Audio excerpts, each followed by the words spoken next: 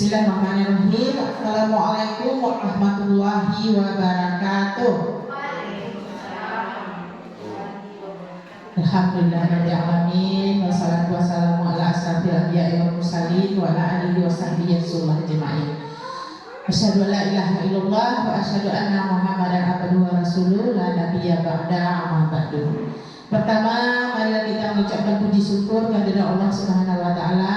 Di siang hari ini kita bisa berkumpul di ruangan sederhana kita ini. Kita hadiahkan kepada arwah junjungan kita yang mulia Nabi besar Muhammad Sallallahu Alaihi Wasallam yang telah membawa umatnya dari alam kegelapan ke alam yang penuh ilmu pengetahuan seperti yang sama-sama kita rasakan pada saat ini.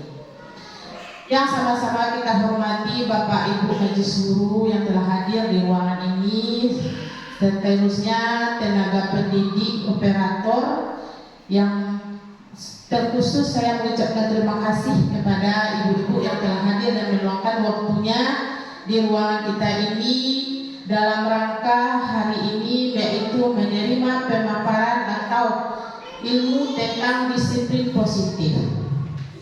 Disiplin itu sering kita mendengar kata disiplin, yang mana disiplin itu adalah taat aturan.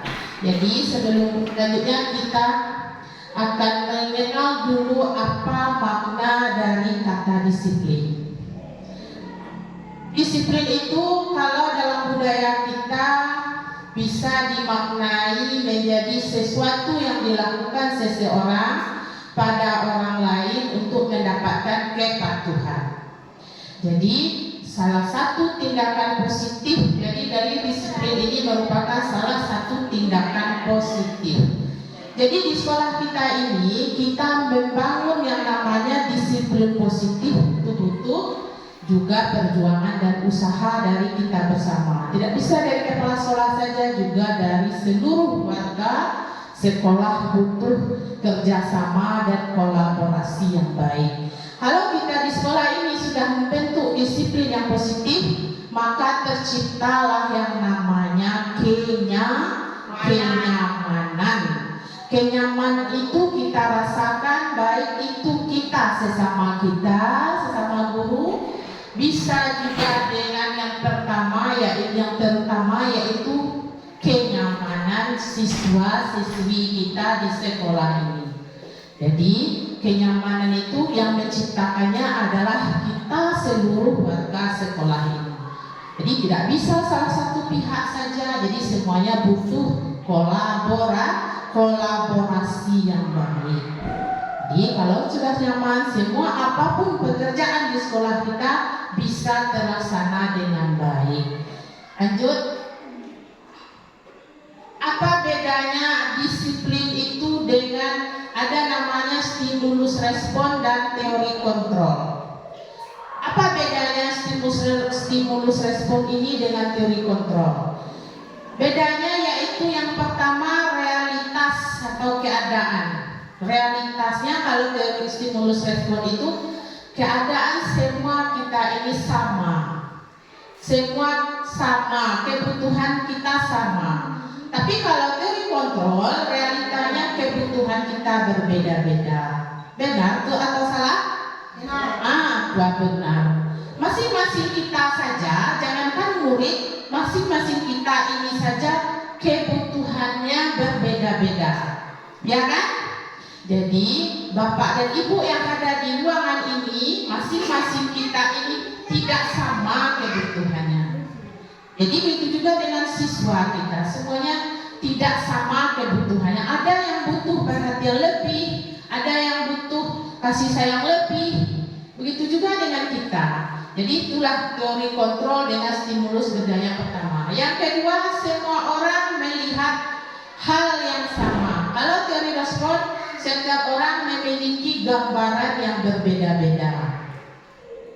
Jadi kebalikan dari yang tadi, kita melihat semua orang sama, kita melihat semua orang itu memiliki gambaran yang berbeda. Kemudian yang selanjutnya kita mencoba mengubah orang agar berpandangan sama dengan kita.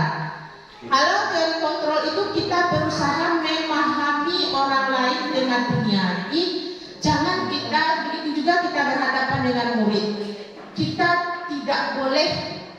jangan sampai kita menganggap murid itu hendaknya sesuai dengan keinginan kita.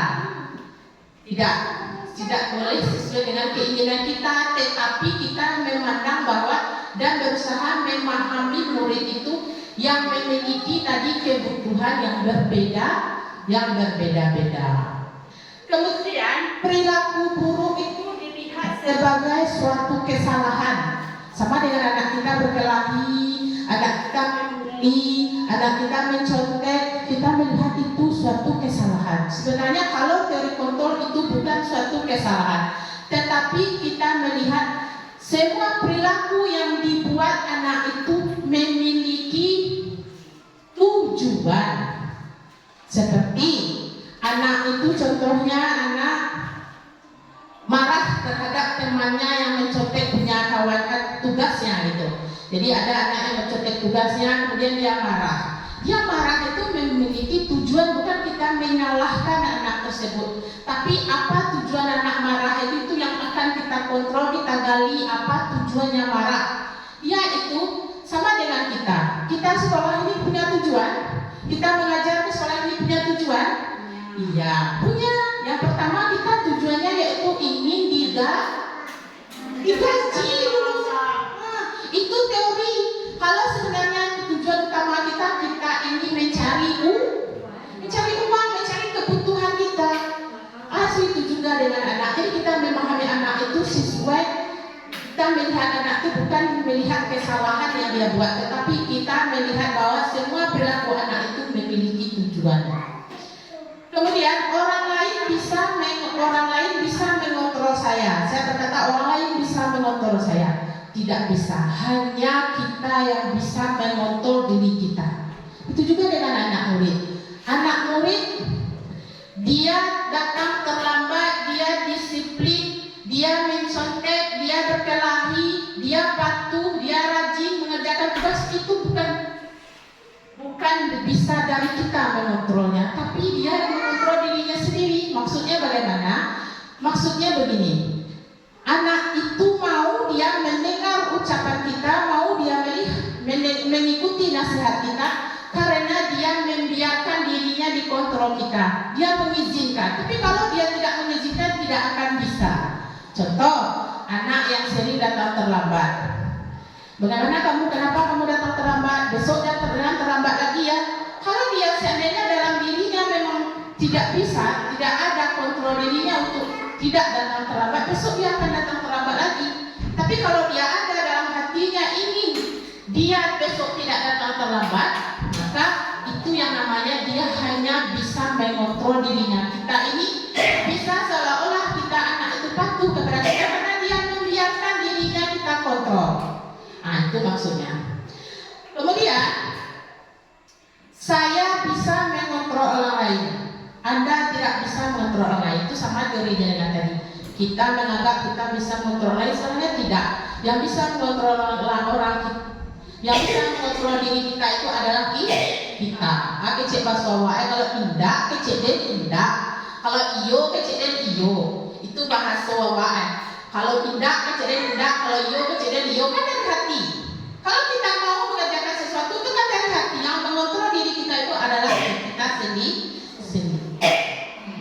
Kemudian pemaksaan ada pada saat bujukan gagal. Pemaksaan ada pada saat bujukan gagal. Jadi kalau gagal dibujuk, terjadilah namanya pemaksaan. Tapi kalau teori kontrol itu tidak. Ada namanya kolaborasi dan konsensus yang menciptakan pilihan baru. Jadi kalau suatu anak gagal, kita buat pilihan baru. Misalnya sama dengan pembelajaran, anak lemah di matematika. Mungkin anak ini hebat atau jago dia menggambar, atau hebat dia di bidang olahraga. Jadi kita kasih pilihan, jangan kita mencap anak itu kalau anak ini bodoh.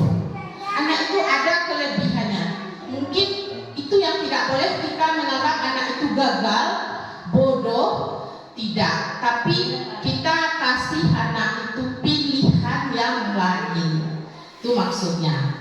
Kemudian model berpikirnya itu menang atau kalah. Kalau di sini kalau teori kontrol, model berpikirnya itu menang-menang. Kalau stimulus respon menang kalah. Tapi sekarang kita banyak memakai yang stimulus respon ini. Tidak ada kata kalah dalam teori kontrol ini. Semuanya ada jalannya, ada pilihannya. Tidak ada anak yang gagal namanya. Adanya anak itu semuanya menang. Tidak ada yang kalah. Nah, itu bedanya. Selanjutnya kita masuk lagi nilai-nilai kebajikan atau nilai-nilai kebaikan yang ada. Yang pertama, nilai kebajikan itu sesuai dengan profil belajar Pancasila. Yang pertama apa? Beriman, bertakwa kepada Tuhan Yang Maha Esa. Kemudian berakhlak mulia. Kemudian mandiri. Kemudian bernalar kritis, berkemilikaan global, bergotong royong dan kreatif. Itu nilai-nilai kebajikan yang harus ada pada murid atau siswa. Kemudian karakter lagi, ada 9 pilar karakter. Yang pertama cinta Tuhan dan segenap ciptaannya. Kemudian kemandirian dan tanggung jawab. Yang ketiga kejujuran, amanah, diplomatis, hormat dan santun. Kemudian dermawan, suka menolong, gotong royong. Kemudian selanjutnya percaya diri, kreatif, bekerja keras, kepemimpinan dan keadilan. Baik hati dan rendah hati, dan selanjutnya toleransi, kedamaian dan kesatuan. Ini 9 nilai kebaikan. Kemudian dalam mencapai nilai kebaikan tersebut, manusia tentu berperilaku. Apa 3 motivasi perilaku manusia itu? Sama dengan kita sebagai guru, sama dengan murid, kita berperilaku ini ada motivasinya. Yang pertama yaitu untuk menghindari ketidaknyamanan atau hukuman. Ya kan? Kita ingin rumah, kita ingin uang, itu kita tujuannya ya apa itu? Untuk kenyamanan. Jadi itu juga dengan murid kalau berperilaku dia tujuannya itu untuk menghindari ketidaknyamanan atau hukuman. Kemudian yang kedua, dia ingin untuk mendapatkan imbalan atau penghargaan dari orang lain. Sudah pasti seperti yang telah dibahas tadi, nah, sama juga dengan kita. Kita berperilaku itu ingin mendapat imbalan atau penghargaan. Imbalan ini apa? Uang, upah. Nah, jadi itu imbalan. Penghargaan itu apa? Pujian. Apalagi penghargaan itu bisa berupa pujian, ya, sanjungan, itu penghargaan. Kemudian selanjutnya yang ketiga, untuk menjadi orang yang mereka inginkan dan menghargai diri sendiri dengan nilai-nilai yang mereka percayai. Jadi di antara 3 motivasi perilaku manusia ini ada tingkatannya. Tingkatannya yang pertama yang terendah tadi untuk menghindari ketidaknyamanan atau hukuman. Yang kedua mendapatkan imbalan. Yang ketiga untuk menjadi orang lain yang mereka inginkan. Ini tahapnya atau tingkatannya yang tertinggi. Sekarang coba Bapak Ibu jawab dan renungkan pertanyaan ini. Sebagai seorang guru, saat Anda mengajar di kelas tepat waktu, motivasi apa yang mendasari tindakan Anda? Apakah Anda datang tepat waktu karena tidak ingin ditegur oleh atasan dan kemudian mendapatkan surat peringatan atau menghindari ketidaknyamanan atau hukuman, atau Anda ingin mendapatkan pujian dari atasan dan mendapatkan penghargaan sebagai karyawan atau guru berprestasi, kemudian mendapatkan imbalan penghargaan dari orang lain, atau Anda ingin menjadi orang yang menghargai waktu, menghargai diri Anda sendiri sebagai teladan bagi murid-murid Anda, karena Anda percaya tindakan Anda sebagai guru akan dicontoh oleh murid-murid Anda. Menghargai nilai-nilai diri sendiri. Manakah motivasi yang paling kuat mendasari tindakan Anda? Nah, atau bahkan kombinasi dari kedua atau ketiga-tiganya.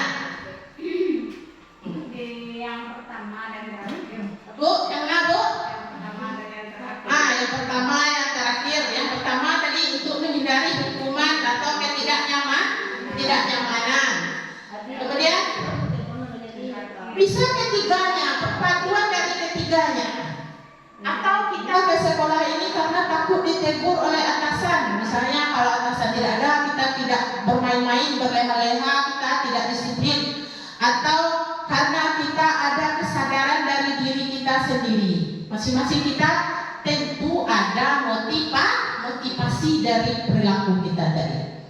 Jadi kalau Bu Mira tadi yang mengatakan untuk menghindari ketidaknyamanan atau hukuman, kemudian untuk yang ketiga apa tadi? Untuk menjadi nilai, menjadi tauladan bagi murid-murid atau menghargai nilai-nilai diri sendiri. Nah, yang ketiga itu kalau yang ketiga itu motivasinya secara intrinsik adanya di dalam diri kita, tidak ada kita pengaruh luar. Apakah itu kepala sekolah tidak ada, apakah itu kawan kita tidak akan menegur, atau atasan kita tidak akan menegur, kita tidak ada pikiran itu. Yang penting pikiran kita mempunyai nilai, ada tanggung jawab dan diri kita. Jadi kita ke sekolah bukan karena kita disiplin, bukan karena kita segan dengan kepala sekolah atau segan dengan atasan kita. Bukan, jadi itu yang kalau bisa motivasinya itu dari dalam diri kita atau intrinsik. Tidak ada kita terpengaruh oleh pengaruh eksternal atau yang berasal dari luar. Selanjutnya, sekarang coba jawab dan renungkan lagi. Coba Bapak Ibu baca. Bila di sekolah Anda tidak ada peraturan yang mengharuskan guru datang tepat waktu dan tidak ada surat teguran bagi guru yang datang terlambat dan tidak ada atasan yang memuji Anda, apakah Anda akan tetap datang tepat waktu untuk mengajar murid-murid Anda? Ya. Ya. Tepat waktu? Ya. Jadi kita itu bagus. Kita itu bukan takut karena ditegur, karena tanggung jawab kita ini dan tanggung jawab yang akan kita pertanggungjawabkan itu bukan hanya kepada atasan kita, tapi juga kepada pencipta kita, dan juga tanggung jawab kita yang pertama yaitu kepada murid kita. Jadi kita merasa rugi kalau kita datang terlambat, berarti kita merasa kita berhutang kepada murid kita. Satu lagi, menurut Anda dari ketiga jenis motivasi tadi, motivasi manakah yang saat ini paling banyak mendasari perilaku murid-murid Anda di sekolah? Yang mana tadi tiga? Yang pertama tadi menghindari ketidaknyamanan atau hukuman. Yang kedua mendapat imbalan atau penghargaan. Yang ketiga motivasinya berasal dari dalam diri atau nilai-nilai dari diri. Kalau sekarang kita perhatikan murid kita, yang mana motivasinya yang banyak? 1, 2, Bu. Mungkin dia anak jarang atau ada anak kita yang atau murid kita yang memiliki motivasi yang nomor 3. Ada? Ada tidak? Ada anak kita itu sudah rajin, kita tidak sekolah dia datang tepat waktu, tugasnya dikerjakan dengan baik. Ada? Yang persen ada. Kita yang menyuruh? Tidak. Ya, itu tadi kembali kita ke teori kontrol tadi. Yang mengontrolnya itu hanyalah diri dia sendiri. Kita sebagai guru ini hanya memberikan nasihat dan contoh tauladan yang baik. Jadi kebanyakan kita nomor 1, nomor 2, ada sebagai kecil yang motivasi nomor 3. Kemudian strategi apa yang selama ini Anda terapkan untuk menanamkan disiplin positif pada murid Anda? Bagaimana hasilnya pada perilaku murid Anda? Apakah selama ini misalnya ada murid terlambat kita beri hukuman, atau selama ini ada murid terlambat kita tanya baik-baik bagaimana penyebab apa akar dari permasalahannya, kenapa dia terlambat? Apa strategi yang kita pakai selama ini? Kalau diperhatikan mungkin selama ini kita lebih banyak memakai strategi hukuman. Hukuman itu kan sifatnya hanya sepihak, tanpa ada kesepakatan kita dengan murid. Kita hanya memberi hukuman sepihak, seperti kalau terlambat bersihkan WC, kalau terlambat cabut rumput, kalau terlambat apalagi siram bunga, itu hukuman. Nah, mungkin itu strategi. Hasilnya bagaimana? Berubah nggak perilaku murid yang kita hukum? Berubah. Ada sebagian yang berubah, ada yang tidak. sifatnya hanya sementara, dia tidak bisa permanen. Besok dia tidak ingat lagi, kalau dia kemarin membersihkan WC dia tidak ingat lagi, besok dia terlambat lagi. Tapi coba nanti kita rubah lagi strategi kita. Setelah kita mendengarkan ilmunya di sini, nanti kita rubah lagi strategi kita. Lanjut kita dulu ya. Kita temukan ilmunya di sini, caranya. Ini lanjut kita ada namanya hukuman, ada konsekuensi dan restitusi. Ada 3 variabel atau kata-kata. Ada hukuman, ada konsekuensi, ada restitusi. Ketiganya ini memiliki perbedaan. Lanjut, ini perbedaan dari ketiganya tadi. Yang pertama, hukuman, konsekuensi, restitusi. Kalau hukuman ini dia cenderung memiliki identitas gagal. Anak yang bersalah langsung dihukum kalau dia itu salah, gagal, dan tidak berhasil. Jadi itu hukuman namanya. Kalau kita kembali ke identitasnya itu, kalau konsekuensi dan restitusi itu identitasnya identitas sukses, disiplin. Ini perbedaannya.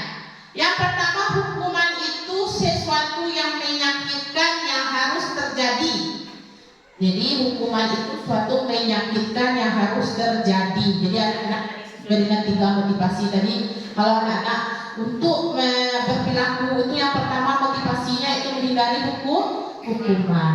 Jadi hukuman ini sesuatu yang terjadi dan menyakitkan. Kemudian apa bedanya dengan konsekuensi? Konsekuensi itu sesuatu yang harus terjadi.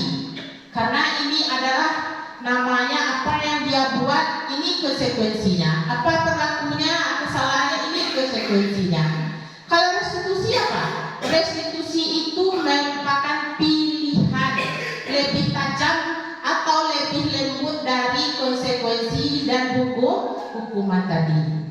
Kemudian yang selanjutnya, kalau hukuman itu tidak nyaman untuk murid atau anak untuk jangka waktu yang panjang, membuat anak kita tidak nyaman, apalagi dalam waktu yang panjang.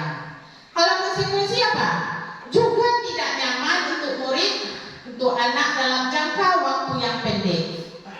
Contoh konsekuensi itu, misalnya anak ini dia datang terlambat, atau contohnya dia mencoret-coret buku temannya.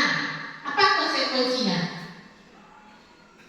Konsekuensinya misalnya dia harus mengganti atau menghapus, itu konsekuensi. Kalau hukuman apa? Nanti kamu mencoret buku teman kamu harus lari keliling lapangan, kamu harus membersihkan WC, semua WC, itu hukuman. Kemudian restitusinya apa? Menguatkan bedanya untuk murid atau anak-anak dalam jangka waktu yang panjang. Itu bedanya. Kemudian kalau hukuman itu korban mendapatkan keadilan. Kalau konsekuensi, korban bisa diabaikan. Kalau restitusi, korban mendapatkan ganti. Itu perbedaannya. Kemudian murid atau anak akan tersakiti. Kalau konsekuensi, murid atau anak tidak dibuat nyaman. Kalau restitusi itu murid atau anak mendapatkan penguatan.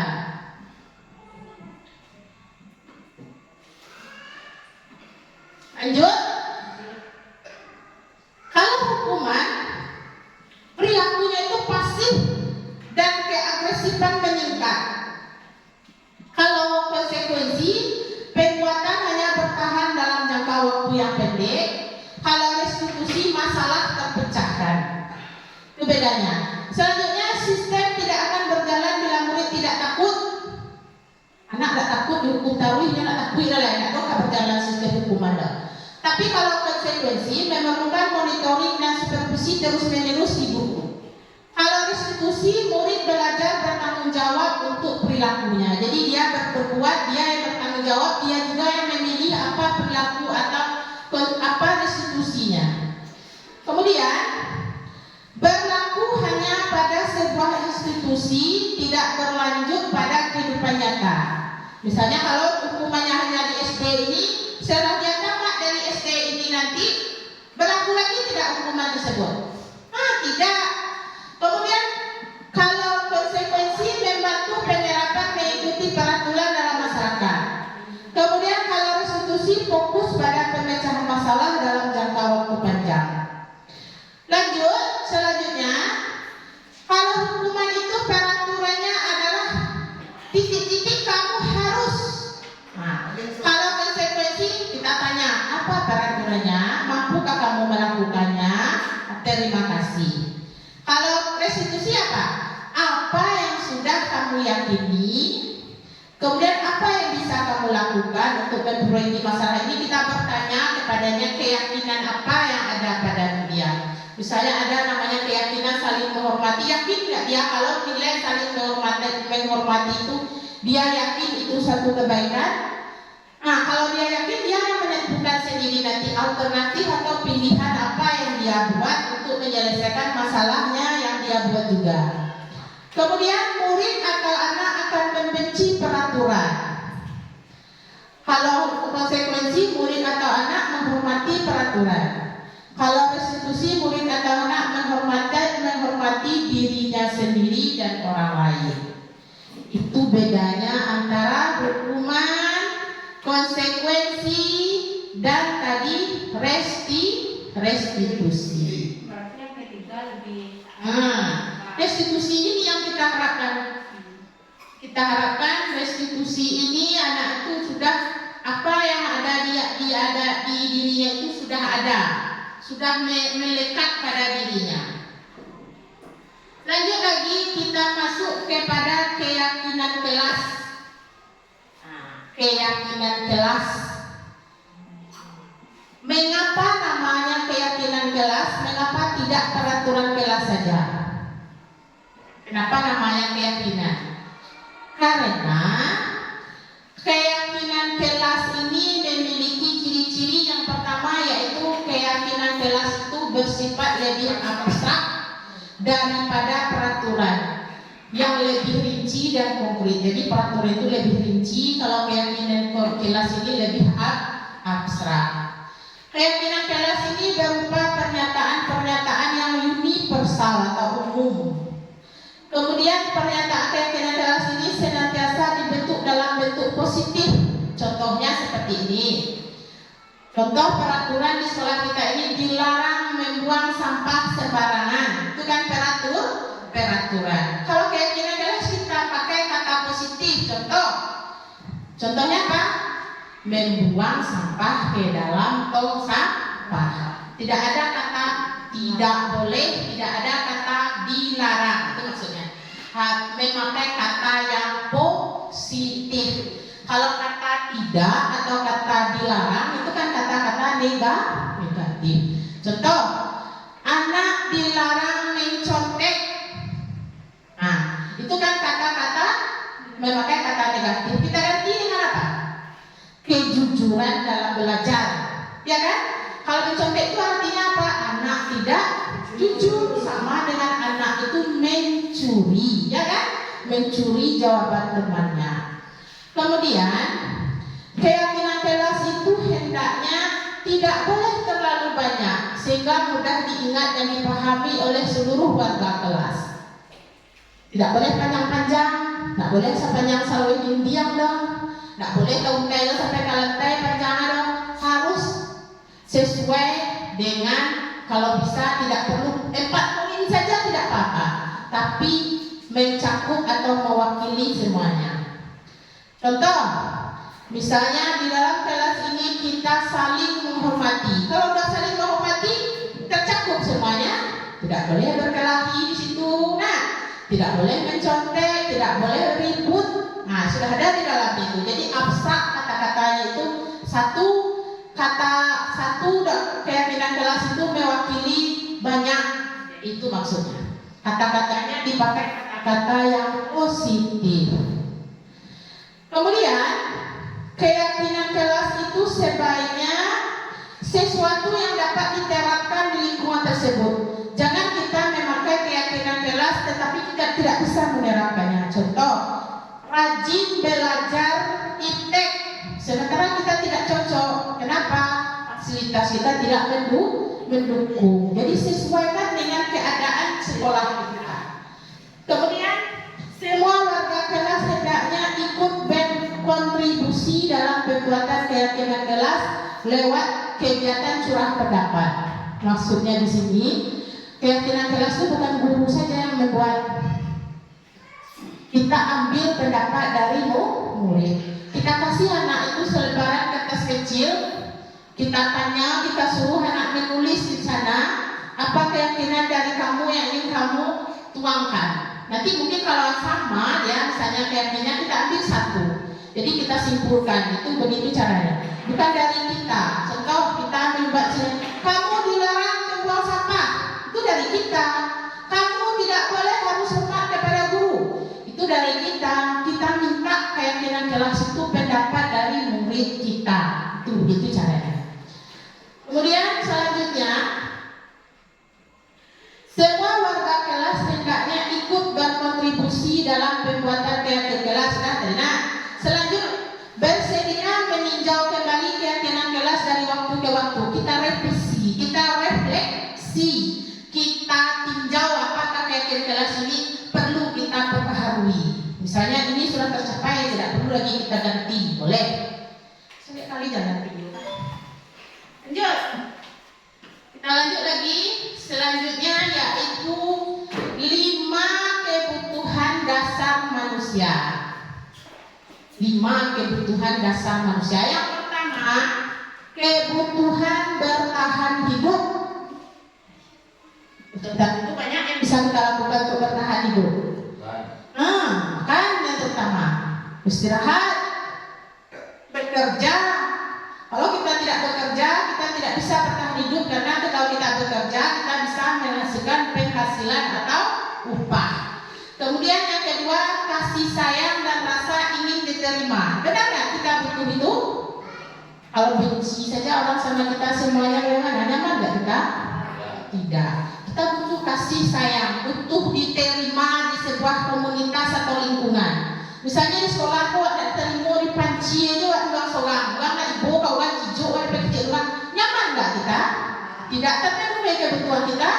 Tidak. Jadi itu kebutuhan dasar kita, kasih sayang dan rasa ingin diterima. Kemudian yang ketiga, penguasaan kebutuhan, penguasaan namanya. Penguasaan itu yaitu kita butuh pengakuan atas kemampuan kita. Kalau kita disepelekan orang, kita dianggap orang tidak bisa, kita dianggap orang bodoh, kita dianggap orang tidak mampu. Terpenuhi kebutuhan kita? Tidak. Kita mengajar di sekolah ini, itu juga dengan murid kita.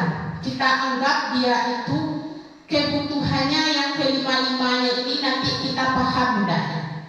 Kemudian yang keempat, butuh kebebasan. Ya, butuh kebebasan. Kalau kita semuanya gerak kita dibatasi, nyaman kita? Tidak. Kemudian yang kelima, kita butuh kesenangan atau merasa senang. Kita butuh tertawa, kita butuh hiburan, kemudian kita butuh rekreasi, jalan-jalan. Itu namanya kesenang. Kalau kita senang makan, kita butuh makan. Kita makan semua yang ada. Semua yang kita sukai kita makan. Tidak boleh kita tahan-tahan, karena itu kesenangan. Jadi misalnya kita senang, misalnya jalan-jalan, kita jalan-jalan sekali seminggu atau libur kita jalan-jalan. Itu juga dengan murid kita. Ada murid itu senangnya olahraga, senangnya main bola, kita salurkan semuanya. Senangnya menggambar. Tidak boleh kita tuntut siswa kita selalu kita belajar sesuai dengan apa yang di buku. Itu yang namanya kita namakan pembelajaran berdiferensiasi. Kita mengajar sesuai dengan kebutuhan anak. Ada anak itu hobinya menggambar. Kita buat bisa pembelajaran sehari-hari ini kita menggambar bisa. Semuanya bisa. Ada ilmunya. Kalau kita tidak tahu kita pelajari semuanya. Kalau tidak ada kita menerima pelajaran atau ilmu di sekolah ini kita cari semuanya. Semuanya ini ada. Kita cari di YouTube. Ada namanya pembelajaran berdiferensiasi. berdiferensiasi. Berdiferensiasi itu kita belajar sesuai dengan kebutuhan murid, kesenangan murid, minat murid. Nah, gitu. Dan kita lanjut lagi poin selanjutnya, yaitu 5 posisi kontrol. Kita sebagai guru, kita yang namanya tadi ada mengontrol murid, ada kita memakai 5 posisi kontrol. Yang pertama yaitu posisi kontrol sebagai penghukum. Pernah nggak kita melakukannya? Bapak ya? Pernah. Sebagai penghukum? Pernah. Hah? Pernah? Nah, artinya sebagai penghukum ini kata-kata yang keluar dari mulut kita, contohnya patuhi aturan saya, atau awas kamu kalau tidak mematuhi peraturan saya. Itu kita sebagai penghukum. Atau kamu selalu saja salah. Kamu selalu terlambat. Kamu selalu datang terlambat. Kamu selalu tidak membuat PR. Patuhi peraturan ibu. Kamu harus membuat PR, kamu harus datang tepat waktu, kamu harus mengerjakan semua tugas. Itu kita sebagai penghukum, itu kata-kata yang keluar. Kemudian selalu yang terakhir selesai. Kamu selalu yang terakhir selesai. Ada kata selalu, padahal kadang tidak ada. Kan nggak selalu murid. Nah, mungkin ada sekali-sekali dia rajin, atau kita hilangkan itu. Itu kalau dia sudah hukum, kita tidak melihat itu. Misalnya anak yang saya datang terlambat, kamu selalu datang terlambat. Padahal pernah dia tidak terlambat. Tapi kita tidak baca itu. Berarti kita itu berarti selalu ini yang salah. Kita menganggap anak itu selalu datang terlambat.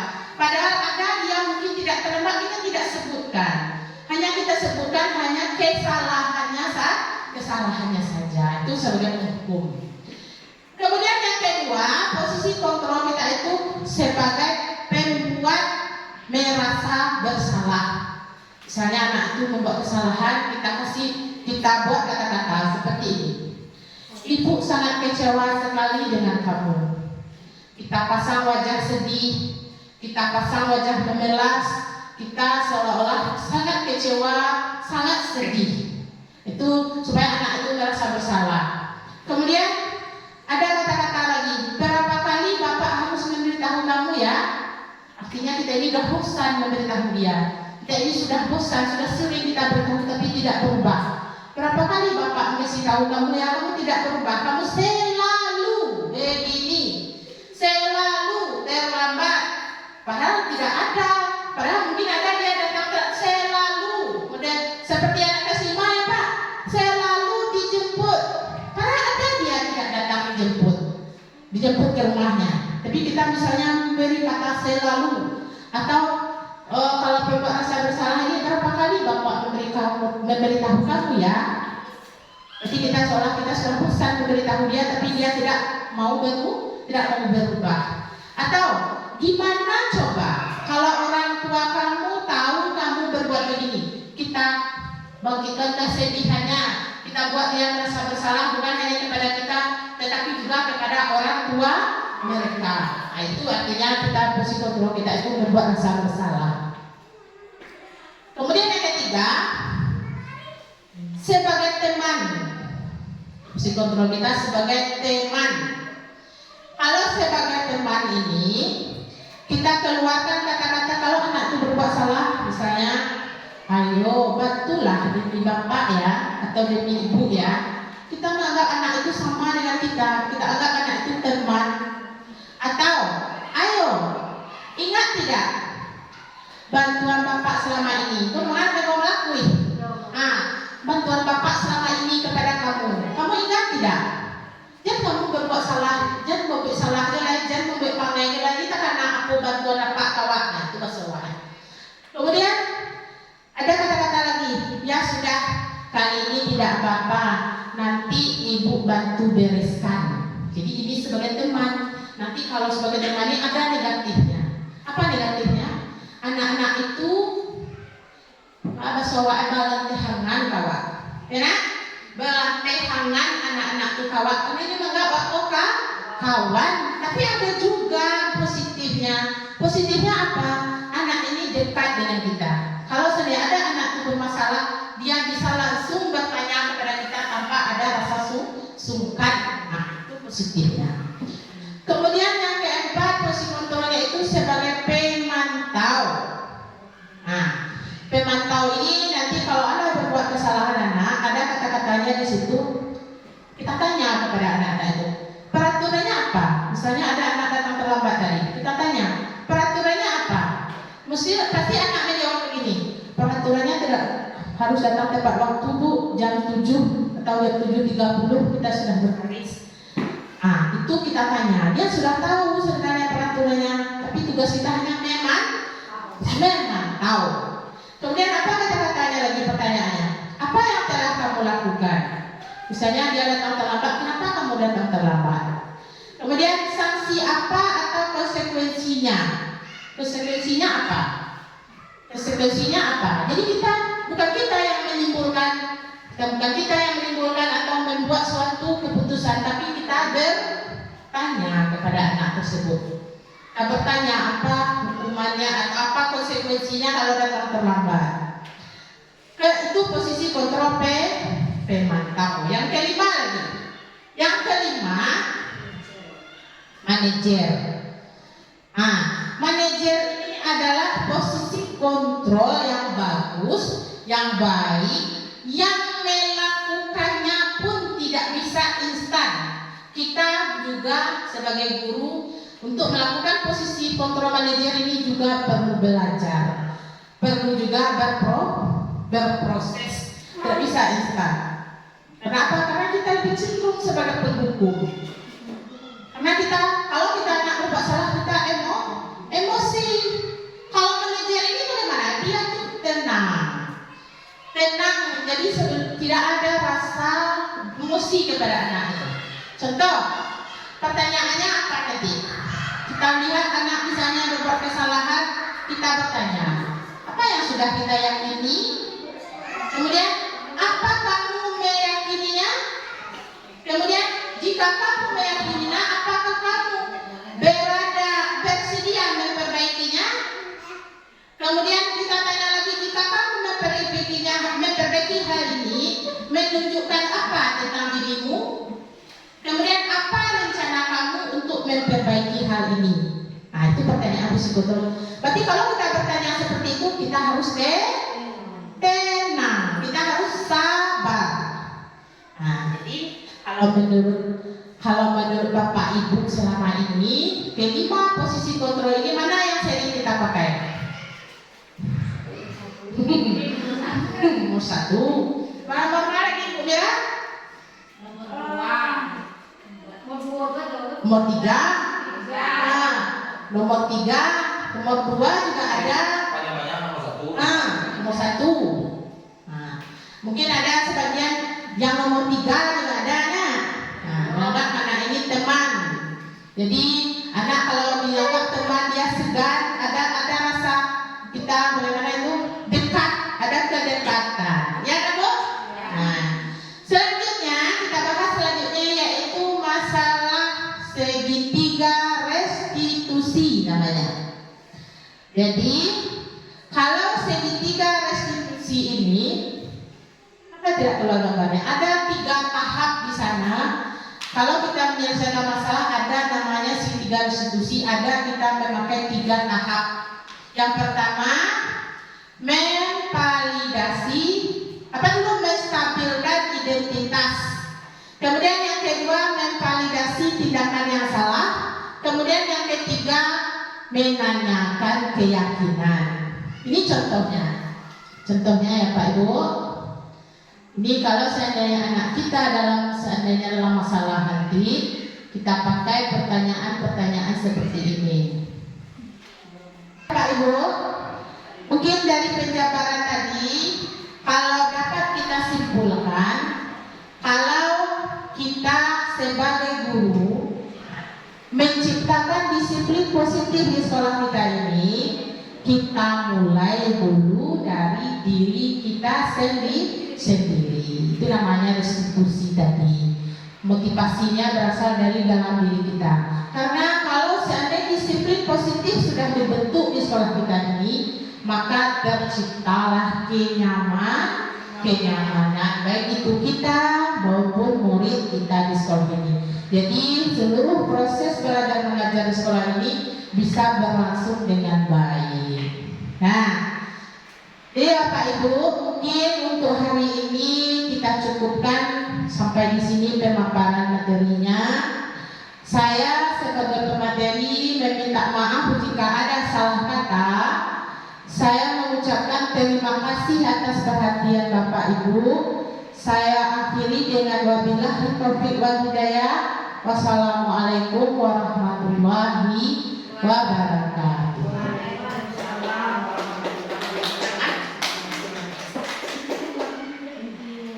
Thank you. See you next. Assalamualaikum warahmatullahi wabarakatuh. Nama saya Andrizal, SPD, guru SD 16 Limauke Timur. Dari pemaparan dari Ibu Anita Ulfa tadi, saya sangat termotivasi karena banyak sumber-sumber pelajaran yang bisa saya ambil di sana. Insya Allah saya akan menerapkannya di masa yang akan datang. Sekian, terima kasih. Assalamualaikum warahmatullahi wabarakatuh. Assalamualaikum warahmatullahi wabarakatuh. Nama saya Andrizal, SPD, guru SD 16 Limauke Timur. Dari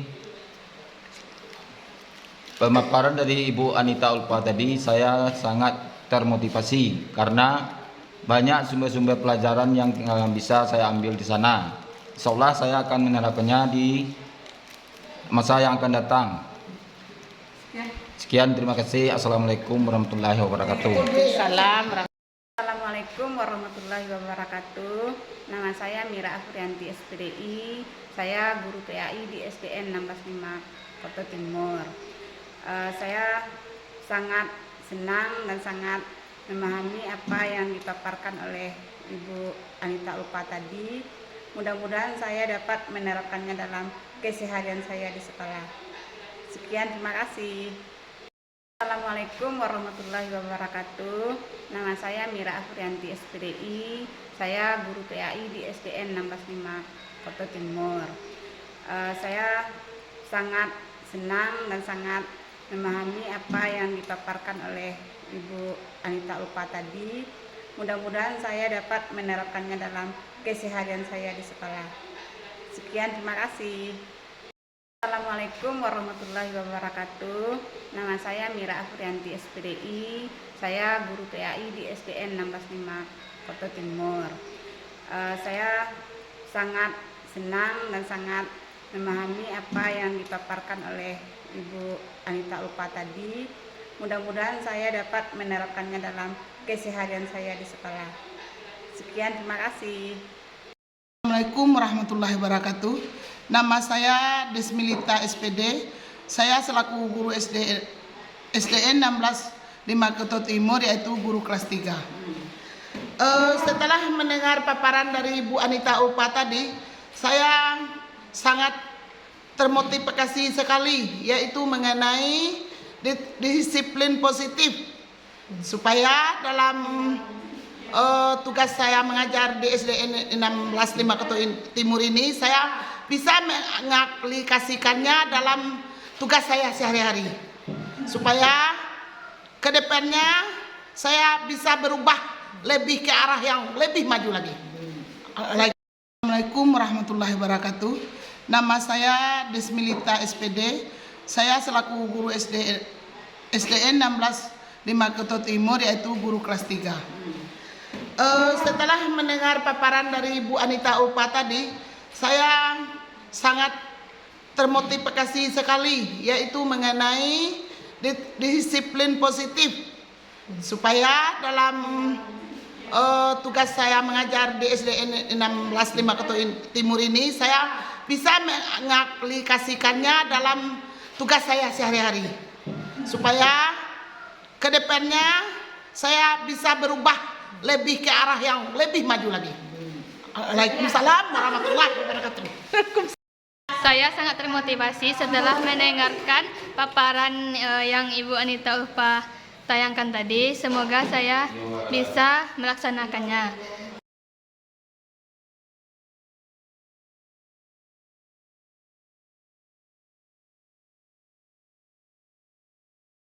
Saya sangat termotivasi setelah mendengarkan paparan yang Ibu Anita Ulfa tayangkan tadi. Semoga saya bisa melaksanakannya.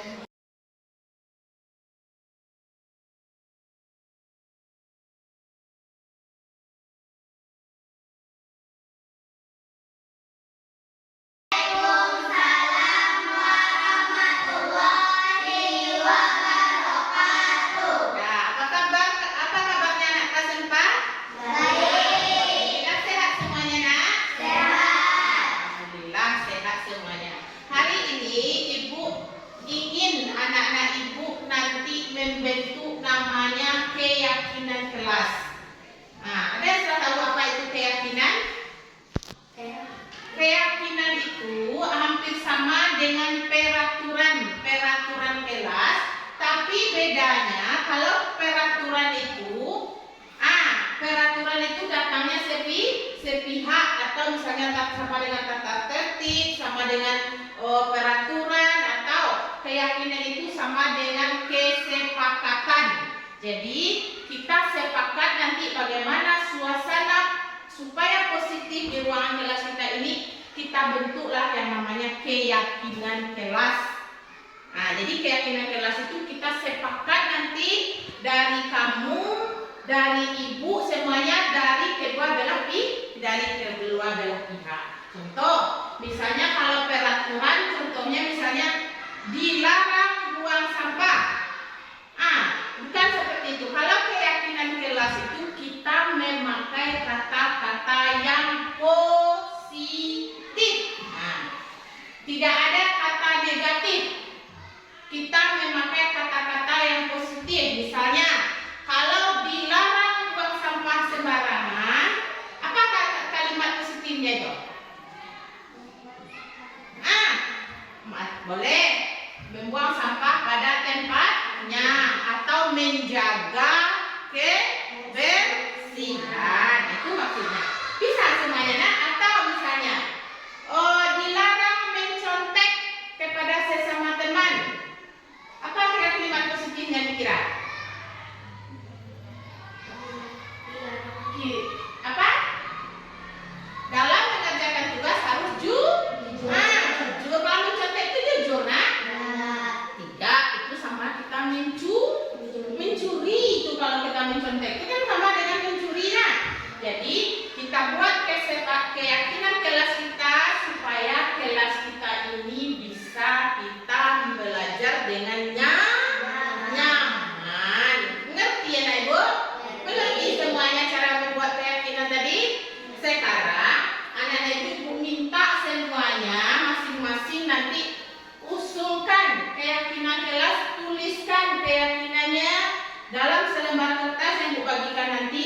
Tuliskan masing-masing apa yang ingin kamu sampaikan. Apa kira-kira keyakinan dari diri kamu yang ingin kamu sampaikan.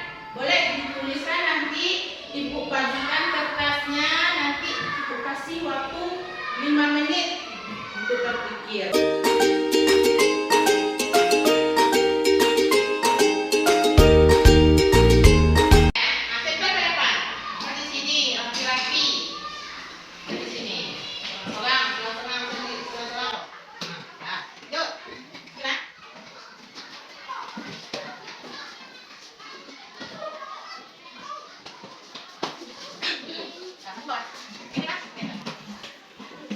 Look.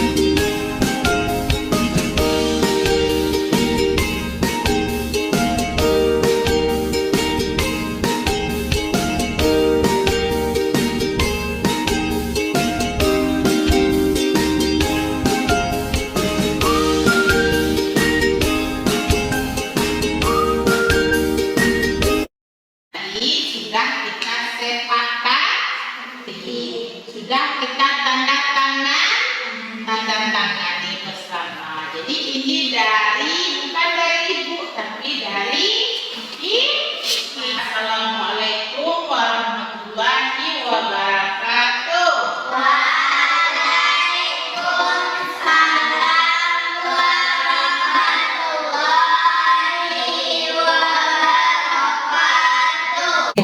Perkenalkan, nama saya Zian. Assalamualaikum warahmatullahi wabarakatuh. Perkenalkan, nama saya Inaya Syakira. Assalamualaikum warahmatullahi wabarakatuh. Perkenalkan, nama saya Ahmad. Assalamualaikum warahmatullahi wabarakatuh. Perkenalkan, nama saya Anissa. Assalamualaikum warahmatullahi wabarakatuh. Perkenalkan, nama saya Fifah.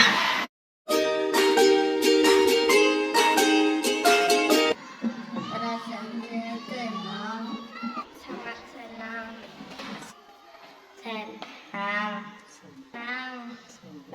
senang. Sangat penting.